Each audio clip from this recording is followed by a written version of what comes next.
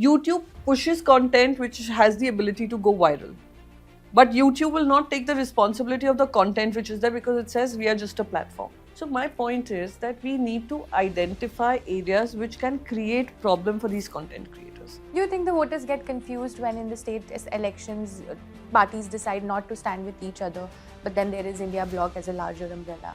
Yes, I think that's an interesting thought to have, that yes, people start to think that would they be able to manage on their own? Even the federal structure is coming under attack with this government. The stronger they get, at the center, the federal structure of how it was conceived by the constitution is damaged, is undermined. There are people, there's a whole lot of section of this country which feels that Mr. Narendra Modi, with the charge that he has taken, he'll be able to, for good or bad, whatever, will be able to handle the nation. This is a sentiment which runs across the country. I can agree, I can disagree, but I cannot run away from that reality. We'll talk more about politics, but... Yes, thank you. In my head, I keep thinking, I hope I'm not getting myself into trouble and creating more controversies because I speak my mind.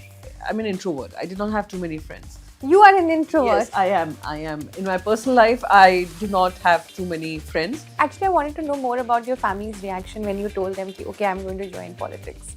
My kids might have some gile shikwe.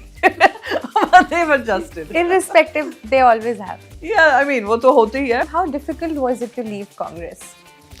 It was a very difficult decision to take.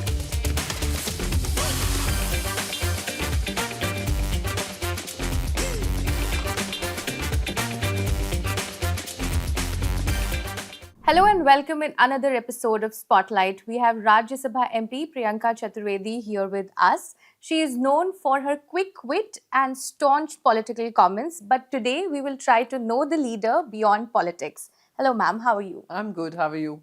I'm good. Let's talk ma'am first with politics only. What happened in Maharashtra elections? That's something even I'm still trying to figure out because Yes. the sentiment that we saw on ground for some reason did not translate into the outcome. Yes. And that is something which has come as a surprise to not just the party leadership or our party, but to the people on ground that we have been meeting, and everybody has been expressing surprise, has been expressing their belief that perhaps it's the EVMs, perhaps there was manipulation of votes that happened.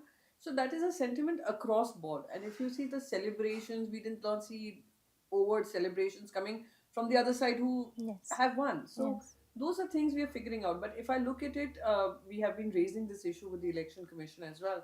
The surge in voters. There Yeah. was an addition of 40 lakh voters within 5 months. How did that happen from Lok Sabha to Vidhan Sabha? Then having some voters coming from one particular building, Yeah. 7,000 voters with the same similar address. So those are things which I think Election Commission of India needs to come forward and explain in the interest of accountability and transparency. Because the power that people of India have is the power to vote. And if that is somehow undermined or nullified, then I think it's a huge disservice to India as a democracy and India as an electoral democracy. So we are still wrapping up our thoughts as to what are the various reasons, but this comes across as one important reason that we need to kind of raise and get answers for. Do you think that it would have been better if Shiv Sena UBD stood alone and not in coalition? Again, this is all about whataboutery now. In hindsight, we could have done this, we could have done that, we could have planned better, we could have the seat allocation done earlier, we could have not sat comfortably thinking that, oh, we've turned around in Lok Sabha, people will continue to vote this in a similar pattern in the Vidhan Sabha. So those are very ifs and buts and what about if we would have done this. So I wouldn't want to delve too much into this. But yes, for the party to get stronger, for the party to address the concerns of the people and what we stand for, we would need to build our organizational strength through electoral victories as well. And yes, as any political party would want to expand, so would we. So if we have to stand alone and contest, that is a call for that our party leadership will take. But are there talks? Is there some inclination towards? No, are you thinking of options? Obviously, every political party would think of options as to how to expand their own base and how to ensure that we continue to speak up for people and we are a firm voice in Maharashtra's politics. So there are various options which I'm sure, not that we have sat and discussed, which I'm very certain that my party's leadership would be going through. For example, we'll have the BMC elections coming across, and we have been in power for almost 25 years in the BMC, and elections are long overdue. It's been over 2 years and we've not had an election. So when the time to contest the elections would come, the BMC, we're looking, and we've done this on our own. So those are things that we will look at. I'm very certain that that's not an option off the table. And in such scenarios, where does India Bloc stand then? I think India Bloc came together with the interest of keeping the democracy and the constitution alive. We have seen various attacks on parliamentary democracy happen. We've seen important bills getting cleared without any debate. By suspending a whole lot of MPs, probably this government created a record by suspending over 100 MPs while the important Bharatiya Nyaya Sahita, etc., were being discussed. I think that is extremely shameful that you don't have the opposition voice. Then you've seen various other factors come into play. For example, the constitutional debate that we are seeing when they were going into the Lok Sabha elections, they continue to say, give us more than 400 seats, we want to change the constitution. So what part of the constitution disturbs them? Why is it that they continue to undermine the constitution? So that is how the India Alliance came together. Even if you look at how in Maharashtra, the political parties were split, and the decision that came from the Supreme Court, from the Election Commission of India, were at odds with each other. And we are continuing to fight the Election Commission over the party name and symbol. So when you start to undermine the constitution, then it is time, and it is something that we owe to the people of this country, that we come together, because this constitution that was framed came after a lot of discussions, debates, etc. And it's one of the most comprehensive and a constitution which strives towards justice for all, for every citizen, works for every single citizen. You can't take those away. So that is how India Alliance came together. But to say that, oh, if A party says this, B party would need to follow. Our larger aim is to keep the interest of democracy alive and constitution alive. So like you saw in Delhi, you've seen this happen. This will probably happen in West Bengal too, sooner or later. We've seen it in Haryana.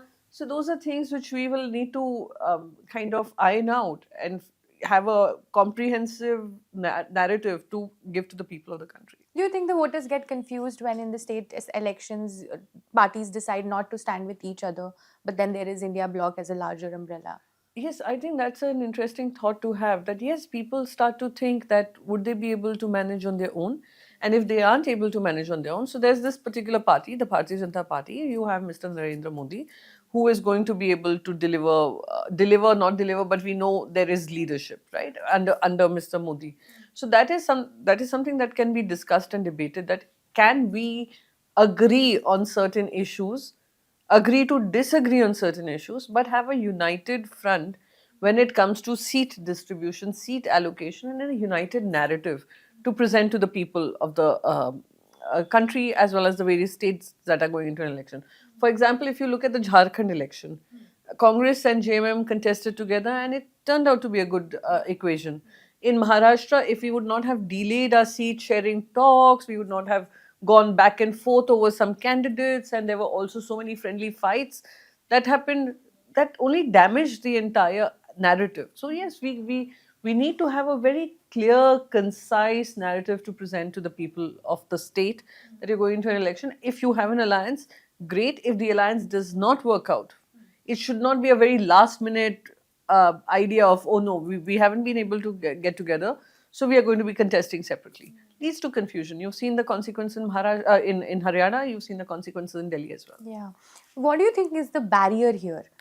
Because you have common objective, right? That's how it was built, that okay, we will form a bloc which is going to stand against this government, because as you mentioned, that to save the constitution. So now what is the barrier now? What is the barrier that India Bloc leaders are facing in getting to a point now? See, I think the barrier is very obvious for anybody who's a political reader to read. The barrier being that every political party, especially those in the opposition, are not willing to cede space for whatever reasons. Now, you have an alliance like the Bharatiya Janata Party, where every other alliance which is with them has agreed that they're the B team of the BJP. They'll just work as a support team to the BJP. They have no ambition of their own anymore. I hate to say it, but that is the truth. That they believe that, okay, if we align with the BJP, we are winning, otherwise we can't do this on our own. Whereas on the other side, you have parties which are willing to fight this fight and also not wanting to cede that space. So that, I think, for example, when the India Alliance came together, the idea was that the party which is stronger would be supported by the party. Like for example, I've given you in the India Alliance. They agree to support the stronger team. In the same way, if Aam Aadmi Party was strong in Delhi, it could have been Congress offering them that support. In Haryana, if the Congress was in a stronger position, they could have given the respect and dignity to the B team, I mean, the second party, which wanted to contest, which felt that they could do with 3-4 seats. And that is where the damage happens when you're not wanting to. And I'll be very honest about it, simply because it concerns the opposition to be able to give a strong narrative. We did that in the Lok Sabha. We can do that in all state assemblies. And I think people also expect that of us, that we put up a united front and have I would say, a very exhaustive idea of what democracy should be. There is lack of flexibility, or would you say an organization issue also, like streamlining? I don't know about the organization, etc., but we must understand that even the federal structure is coming under attack with this government. The stronger they get, the at the center, the federal structure of how it was conceived by the constitution is damaged, is undermined. And there are lots of regional parties that emerged because we saw when the power at the center is controlling everything. That is when regional parties started to grow, because it was their aspirations for their states to represent in the parliament and to be able to get justice for their states. That's how regional parties came about. We must remember this, that Congress was an all dominant party at one point in time. Then we saw the Jansangh rise. Then the regional parties came about. Regional parties were a consequence of, center exuding a lot of power. And that is when I think, I don't think it's the organization. It's a lot to do with being able to converse and converge and understand the responsibility that we will have to come together to be able to put up a good fight, good and strong fight. We'll talk more about politics, but Yes, thank you. what kind of a In my student? head, I keep thinking, I hope I'm not getting myself into trouble and creating more controversies because I speak my mind. Yeah, and I genuinely appreciate that about you a lot. We'll talk about your college days, about your Narsi Munji days. How was it? How was being a student in Bombay? Okay, the good thing about being a student in Mumbai is that you can go around the cities, feel absolutely safe. You do not have this worry of, oh, what time am I returning back home, or would people judge me, my neighbors judge me, etc. It's a very bindas city. Each manages its own business, minds their own business, and it's a very safe city. When I was growing up, there were no go areas, that this is an area which you shouldn't be going into. So I had a very I would say I'm an introvert. I did not have too many friends. You are an introvert. Yes, I am. I am. In my personal life, I do not have too many friends. My family is just about everything. My immediate family, and I come from a large family myself. So I spend more time with them. So and I used to read a lot. So most of my time used to be in the college library, trying to study, not really performing that well. But yes, but however, there was good entertainment. There was set of few friends that I used to hang out with. So college life was pretty nice, and I have some great memories. Not too many friends that I'm in touch with, unfortunately, but it was a great time. Yeah. And politics, how did that come in picture? So politics again, I wouldn't any. If you ask any Mumbaikar, then they just don't think of politics at all. It is something which, we have to go vote every 5 years. Now there is a little interest, but most of it is driven towards cricket or Bollywood or television now. Those are three main industries of Mumbai, as well as glamour industries, or in industry spaces which attract a lot of public attention. I won't call sports and cricket an industry, but of course it's commercial. So those are things which interest people. Businesses interest them, finance interests them, but politics is not something which interests them. It's just about going as a citizen, voting, etc. And you don't see much voter turnout also in Mumbai. So I was never really a politician, never thought of it. But things just happened how it happened. 26/11 terror attacks happened.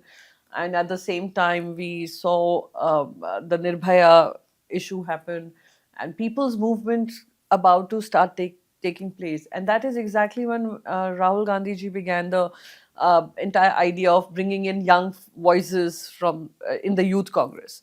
He opened up the doors, and I think that was a very good idea. I don't know where it stands right now, but at that point in time, when I thought when I was totally skeptical about it, and I was like, who manages to get into any space in politics? There are so many barriers, and there's so many ideas that people have with regards to politics. So there was a lot of, within my family, there was a lot of debate as to why you're doing this.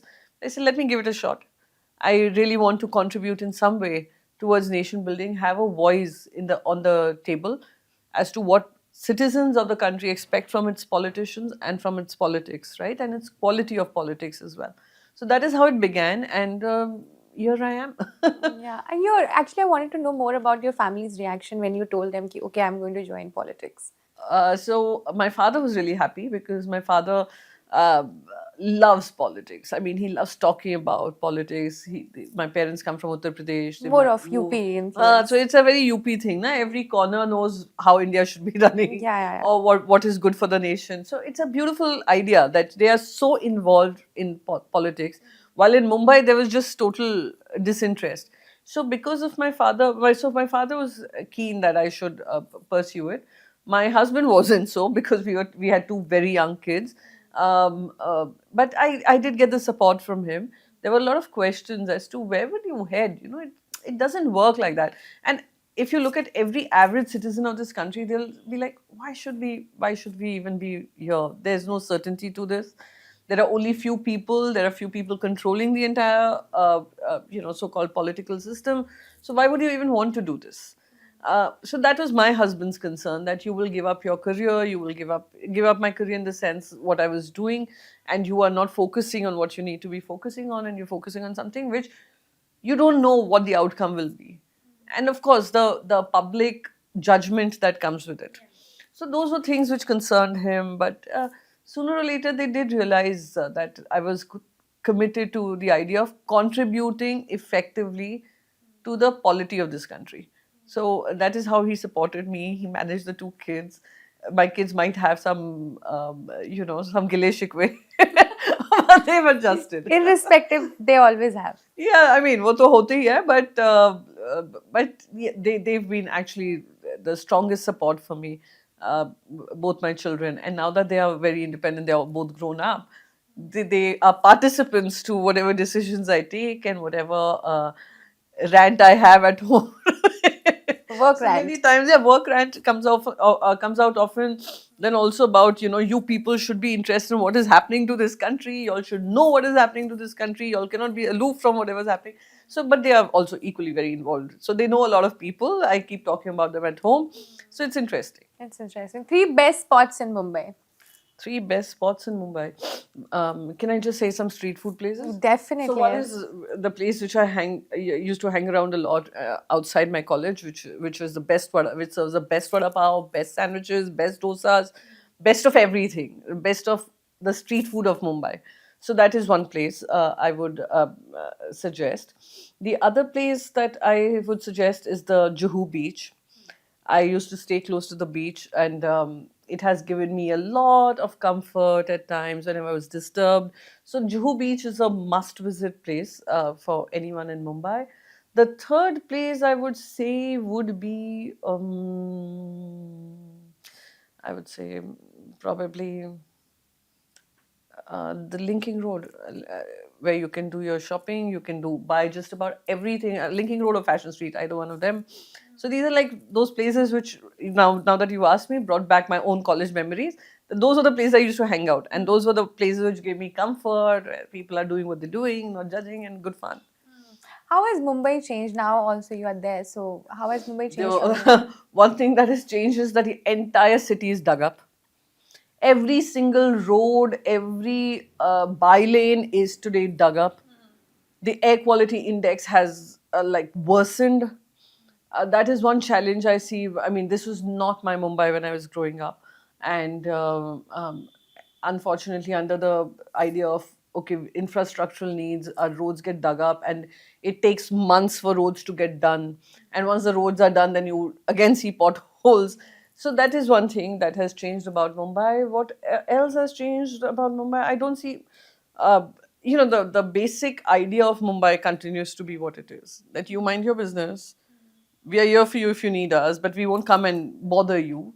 And the beauty of Mumbai is that it's a city which is working 24/7, which doesn't sit and judge you, which calms you, which makes your dreams come true. Any aspirational person who comes to Mumbai, there's not one person I would say that would have said that we haven't been able to live or get what we dreamt of.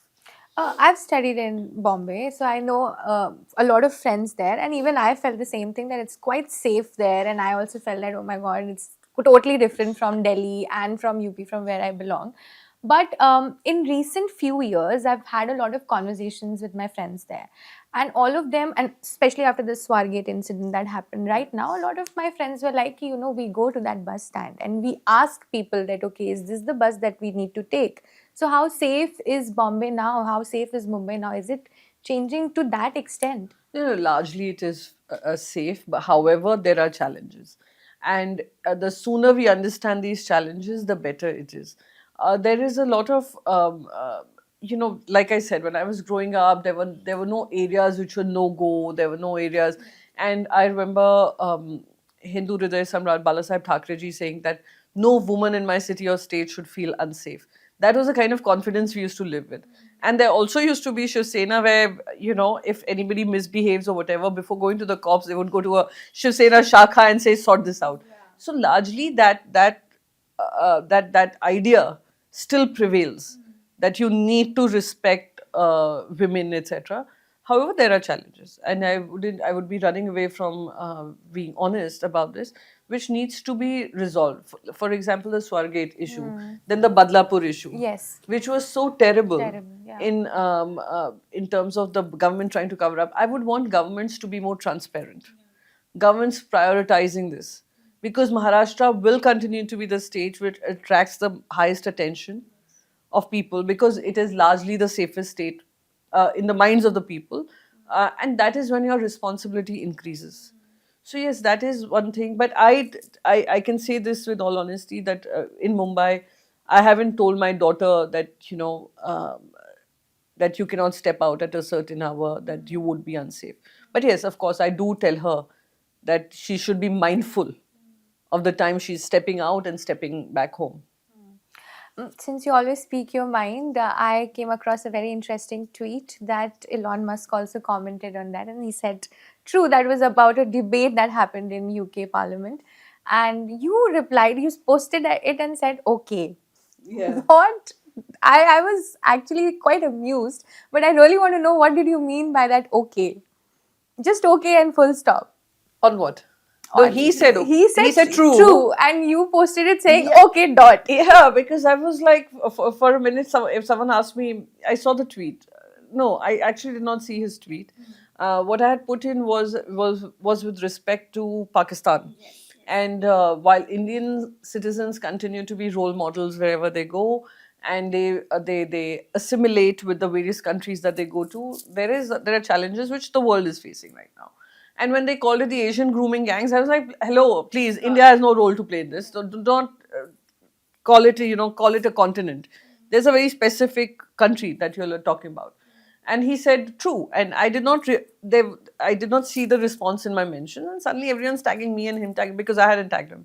Tagging me and him. I was like, why is everyone tagging Elon Musk here?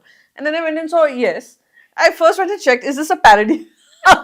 Because there are parody accounts which are verified too, of Elon Musk. So I said, okay. So the thought was, okay, if he says it's true, okay. What does one say to that? So I said, okay. And then I just went boom, boom, boom, everybody talking about it. Then there was a statement coming from the Pakistan Foreign Ministry calling me this extremist woman. Then there were these women from, who are living in the UK, who are originally from Pakistan. saying that she comes from a extremist right-wing party. And I was actually amused. I was amused because I was standing up for my country. I was not standing for any extremism. I was like, please name the country where these people are coming from so that you identify the problem. Why should we be painted in that same zone, right? It's like calling everybody a criminal from South Asia. Well, we are not. We are good examples to the world as Indian citizens. Our Indians are leading various companies. They are heading various companies overseas, and they've done well for themselves. So that is why I said what I did, and for Elon Musk to acknowledge it, so I'm great. It was a great thing, but I just wish he could do something about my Twitter followers. It's stuck at since the last 6 years. I was on a mind to tell him that, that's not important that you say true to this. The true problem is that my Twitter followers are stuck at some particular number for past 6 years. It's frozen. Yeah. Maybe this interview will Please, help. Mr. Musk, if you're listening, Yeah. resolve this. Yeah, yeah. Going back in time, how difficult was it to leave Congress? It was a very difficult decision to take, but I was very clear in my head that I did not join politics to get some space, but yes, I did join politics to be able to change and get acknowledged for what I'm bringing to the table or what I have managed to contribute. And I would be doing myself a huge disservice by saying that I did not contribute impactfully. I did. And all I was expecting, many people say, oh, she was too ambitious. So is everyone. I mean, why should I not be ambitious? Why should I not be ambitious about my ideas, about my nation, about what I dream for my nation, or what I dream for me being where I am, have a voice in the space of power? Why should I not have it? Why should I deprive myself of it if I'm contributing effectively? So in my mind, I was very clear that I have to stand for certain ideas that I believe in, and it was very painful. It was honestly, it was something that took me a lot of time, and there was a lot of trolling coming my way, a lot of accusations coming my way, a lot of false stories being put in that she wanted a ticket from here, she wanted a ticket from there. Yes, probably I would have sometime thought that sometime the party would acknowledge me for what I'm doing and make me move beyond, which I have at multiple forums had spoken about it, that there's a lot more you can do, right? I can contribute. But it did not happen, which is fine. That was not the reason. What was the reason for my final tipping point was that I approached them with a problem. Instead of resolving that problem, I was told to hold on because there was an all important election and that I was asking resolution from a person who was also in charge of a particular state and was also contesting an election. Sooner or later, even he left the party. So it was very challenging times for me, with lots of accusations being thrown at my way. And there were some stories being planted by BJP leaders saying that, oh, she wanted to come to the party, but Smriti Irani blocked it. I did not even approach them. So, but anyway, I'm not going to get into that. But yes, it was painful. It's never easy to take these decisions, but it was a decision I had to take, and I'm particularly in a space where I think I did what I had to do for the right reasons, for the right issue, and I am where I am, and I'm very happy, and I'm grateful to this party that they gave me the space, they gave me my place, and they continue to respect me for what I bring to the table. And that is very important. Acknowledgement, respect. That is all you seek as an individual. Yeah. And especially after you've worked so much. Yeah, especially whether you work, etc., is one thing, but when you know that there is a person who's committed and she's coming up with a problem for the perhaps first time ever, where she asked for, what did she ask for? I did not ask for a ticket. I did not ask for some promotion. I did not ask for anything. I just asked for my self-respect. If that is so difficult at that point in time, then what are we fighting for? That is what happened. So I've moved on. We have good equations. I continue to have good relations with every single person. And that, I think, is the biggest, I would say, I would say that that's the biggest sense of satisfaction for me, that everything continues to be cordial. I'm not talking badly about anybody, and I never did. Was there an apology? In some corners, yes, there was apology, and there was also a sense of regret that perhaps, like you said, what about if y'all would have done this? Yeah. So there was, what about if we would have done this or if we would have done that? But it's okay. I mean, it's part of the process. Things happen at a particular point in time. Maturity is in being able to understand what really happened and what could have been avoided. And I hope that it's a lesson which other women may not have to face. Um, every time I talk to a leader like you, I feel that mental health as a problem is probably should be, or I don't know if it is, but very prominent in leaders. Like, but they never talk about it. Have you ever faced something like this? No, I did. I mean, mental health, I continue to say this, that people don't realize it, that when they were sitting and judging somebody, when they're sitting and talking about her life, they are talking so casually about how I've, risen through the ranks or whatever. My journey, who's sitting and judging my journey. There are times when I've cried my heart out. There are times when I felt so low, so depressed, I didn't feel like stepping out of the house. There are weeks on end where I feel like that. When people just mercilessly troll you, mercilessly speak badly about you, it takes a toll on your mental health. And anybody who says, "Oh, I'm so thick-skinned that it doesn't impact me," that's a lie. Let's learn to speak about it and honestly speak about the challenges that even political people face. And I must say one thing, that politicians are the most abused, but they're also the ones who are working 365 days, 24/7, may work to your satisfaction or your dissatisfaction. However, they're there. They are there. And yet to be told that, you're a piece of whatever, useless or whatever, it does take an impact. And people need to understand that we are so quick to judge someone's journey. We are so quick to talk about somebody. It's not good. It's not good. So mental health is a big issue, and we should talk about it. We should be respectful of our spaces. We should be respectful about the dissent. Let's not abuse a person. You do not disrespect a person. You can have a disagreement with the person's idea, but don't go to the individual. And that, I think, as a nation, if we can understand that, we'd become a very mature democracy. So I think, yes, it should be prioritized, it should be spoken. I think the Prime Minister in his Mann Ki Baat recently had Deepika Padukone speak about it, and I appreciate that we need to talk about mental well-being, because physical well-being, when he talks about fit India, he also has to talk about mental health that comes with, which is a very important part of your being able to contribute effectively. Today, I find it so strange that many children I meet, especially in bigger towns, bigger cities, they're all seeking counseling. So, what are we doing in a way to not be keeping them mentally strong? And how can we do that effectively? That because they are living in a time of judgment. They're born with a mobile phone. They go on social media platforms and they're judged. What they put out there, they're judged for their weight, they're judged for their height, they're judged for their face, they're judged for the pimples that break out on their face, their hairstyle, for everything. I I think that is something we need to speak about a lot more. I want to talk about India's Got Latent controversy with you.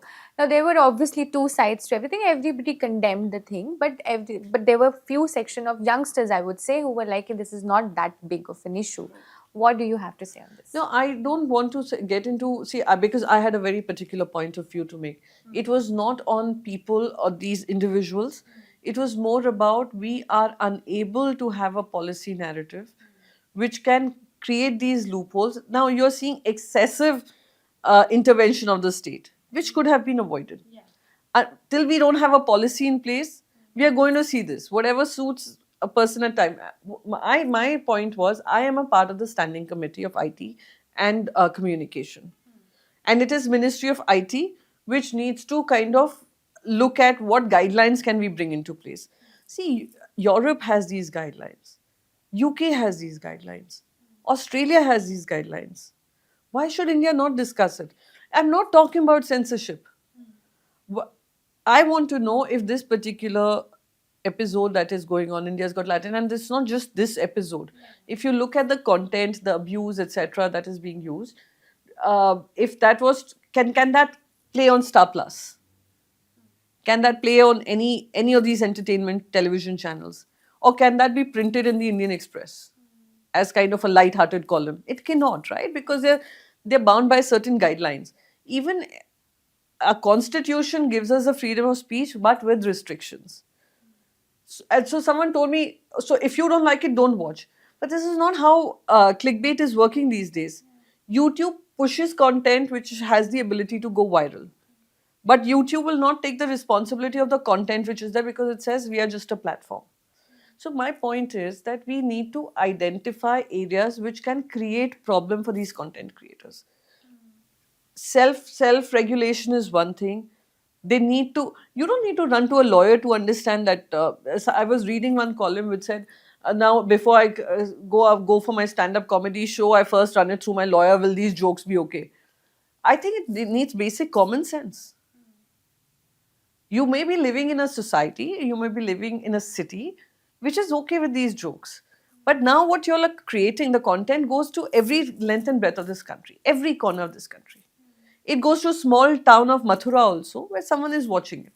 And someone might be imitating you. Okay, oh look, if this has got viral, I can also do same similar thing and create content. So everyone has. So if in your career choices there are consequences, similarly in content creation so the way it exploded is what I'm not going to get into it. I was accused of adding on to that fire, but all I said was I'm a part of a committee which needs to address these concerns. And I still stand by it. So someone told me, oh, look, when the AIB roast happened and that controversy happened, you spoke for freedom of speech. That time I was not a member of parliament. I was an individual. And I will continue to say this. But as a member of parliament, you're also speaking for a whole lot of people, a whole lot of segment, which wants you to address these concerns. And I can tell you this, that the 31 MPs who were part of it, everyone was equally outraged, if not more. So I think if we understand that, and people told me there were many youngsters who were trolling me on Instagram, who were fans, I'm sure. And I totally respect that. I don't want the show to stop. I don't want anyone to be harmed, but everyone to understand their responsibility. So you're like, oh, there are so many other issues that you could have taken up, but why this issue? There are many other burning issues. How do they know I'm not raising these burning issues? And is it like I should be only concentrating on this burning issue while I should be ignoring this issue? No. I've prioritized everything. If they look at my parliamentary record, and I wish they were looking at it, they would understand that this also is a concern that the society would need to address. As a young person, I also feel that in the current system that we are in and the current environment that we are facing politically, it is a little, there's a certain bias when somebody from the government talks about censoring anything.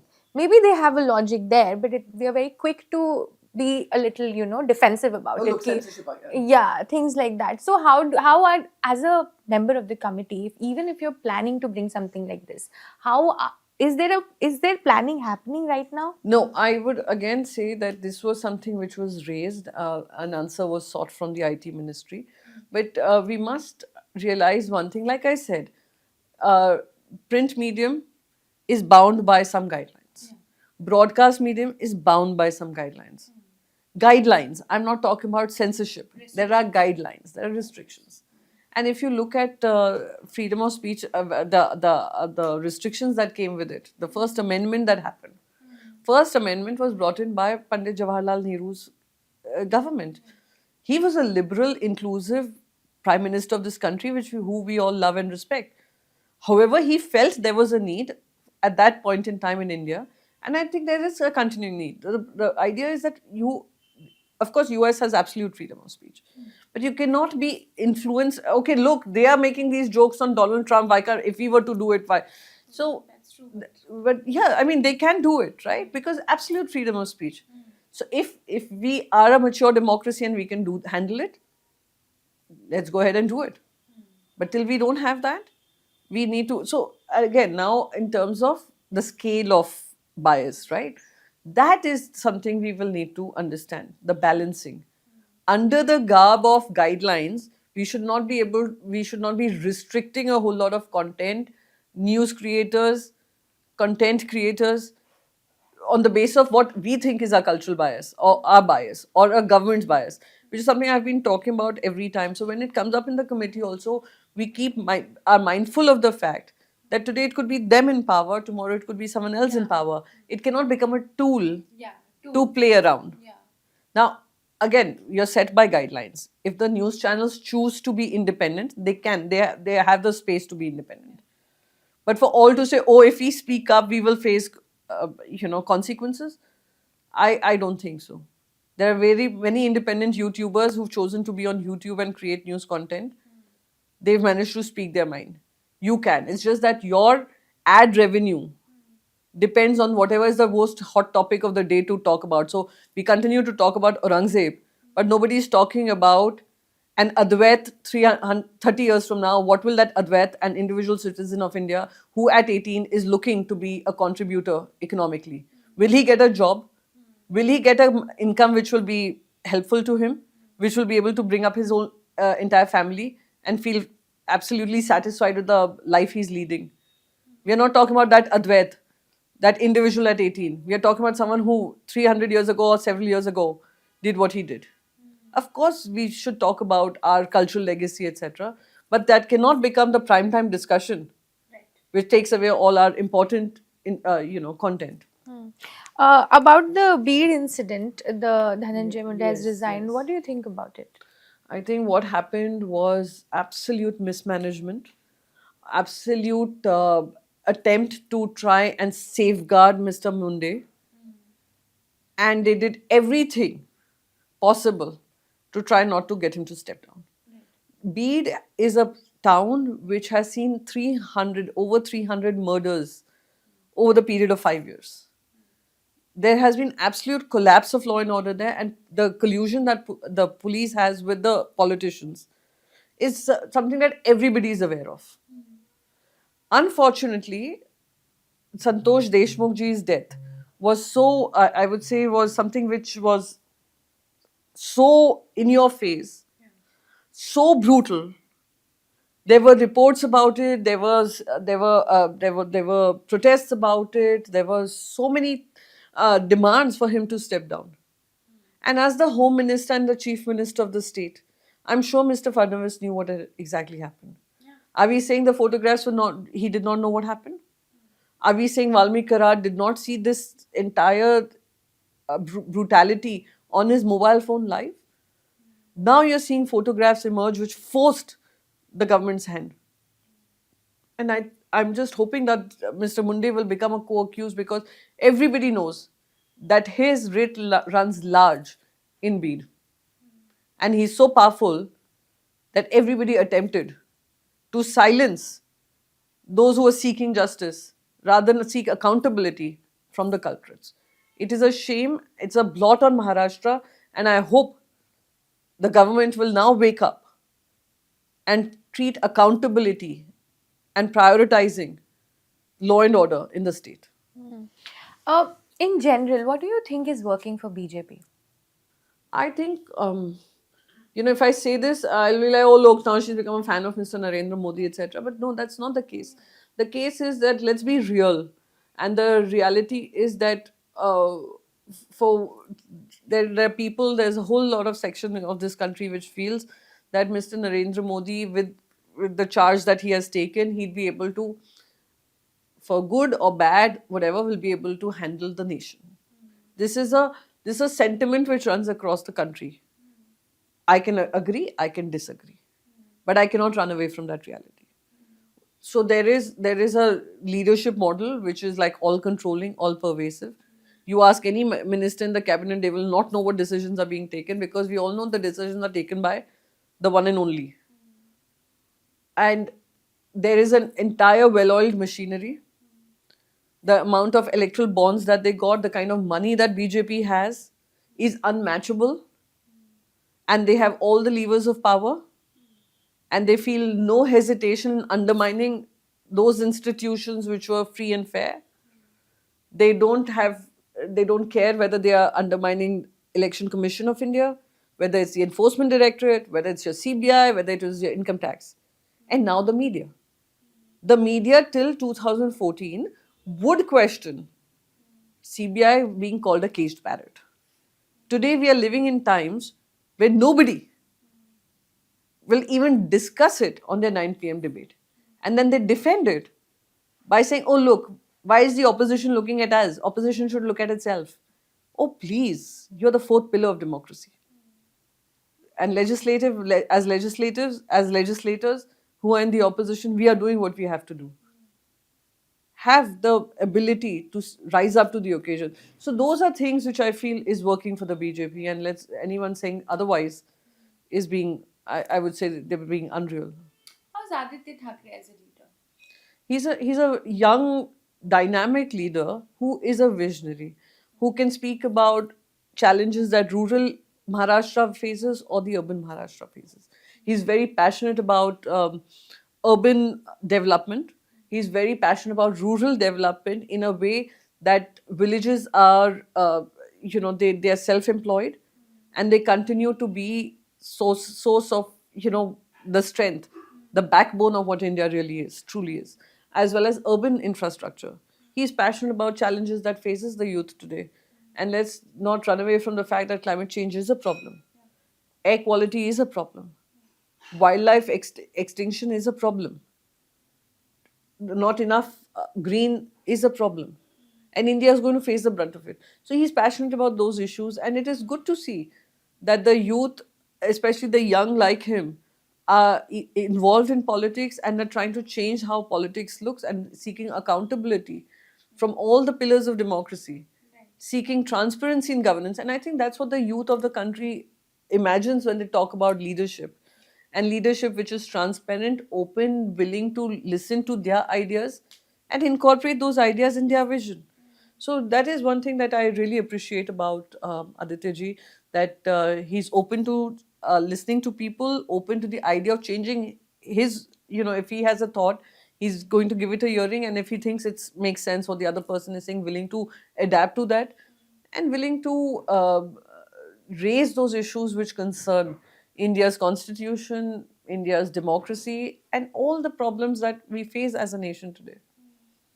What are your hobbies?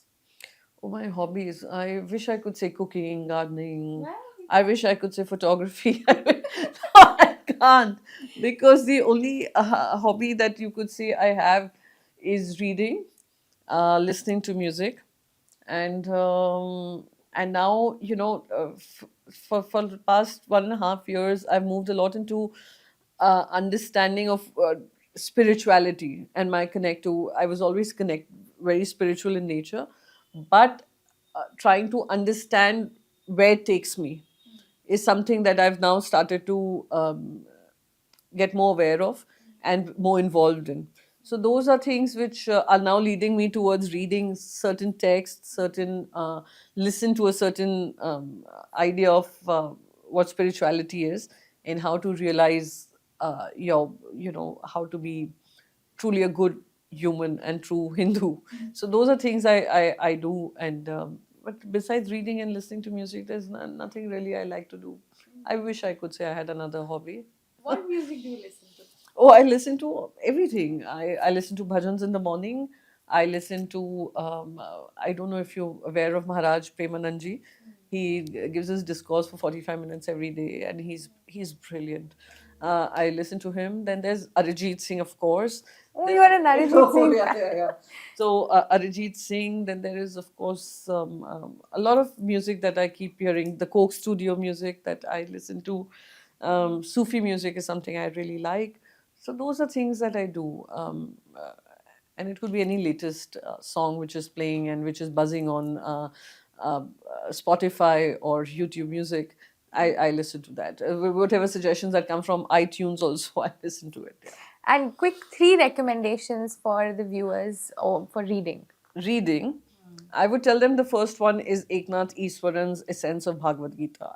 It is such a brilliant book which kind of changed my approach to a lot of things. It's about self-realization and also how to handle conflicts while understanding what your karma and dharma is.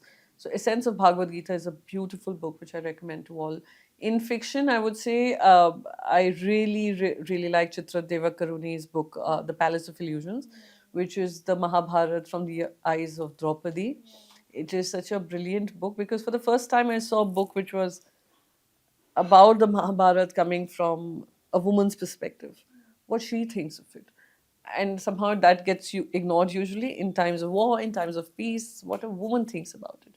The third book I would recommend is Discovery of India by Pandit Jawaharlal Nehru. I think any Indian who wishes to understand where we come from and take pride in where we started, what we were, and how we have grown over the years. We've seen the Britishers, we've seen the Mughals, and we are where we are. So that's a matter of pride, but also a matter of understanding context of history. There's a very good book that William Dalrymple has written recently. I think it's called The Golden Road. The Golden Road. And every Indian should be reading it to understand the glory of what we were as Bharat, what glory we were as India, and what our civilization has been through and emerged from, created, the respect we had globally, the respect we will continue to have globally for who we are, because we are fighters. We have seen a whole lot of invasions happen, but we've emerged victorious. So I think it's a very beautiful book which everyone should read. Any political role model, leader role model that you have? No, I learned from all. I learned from everybody. I learned from Rahul Gandhi ji. I learned from Aditya ji. I learned from Uddhav Sahab. I learned from Bala Sahib Thackeray ji. I learned from even Mr. Narendra Modi. I learned from S. Shankar ji. So Sushma Swaraj ji was a huge influence when I was, when I just started my journey as a spokesperson. Then Renuka Chaudhary ji, Jaya Bachchan ji. I'm glad that I've got a chance to work with them. So there's a whole spectrum of people, JP Nadda ji, who I have learned from, and there's no role model per se, but yes, I would say someone who really inspired me to um, think that you can go beyond the boundaries that exist around you was Indira Gandhi ji. As a woman leader, we do not realize this as women. We end up looking for some idols who we can look up to and try and feel inspired from. You share your birthday with her, right? Yeah, I do. I share with Rani Lakshmi Bai too. It was just so interesting. I love that feeling. So yeah. Thank you so much, ma'am, for giving us your time. Thank you. Thank you for having me on your show.